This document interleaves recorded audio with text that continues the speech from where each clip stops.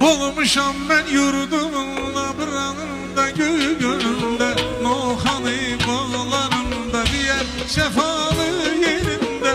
Bir göz açanda başıma almışam ben ilhamımı. Nece de sevmeyim ben doğma Azerbaycan'ımı. Azeri torpağının halımız evladıyıq.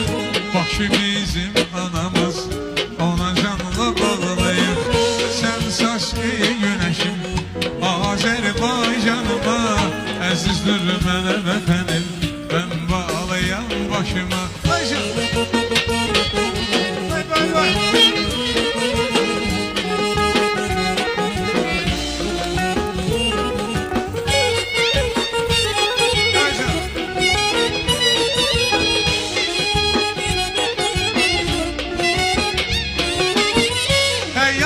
Başımın tarihi geçmiş dünyası, Şirvan Şahlar Sarayı, İçeri şehir kız galası.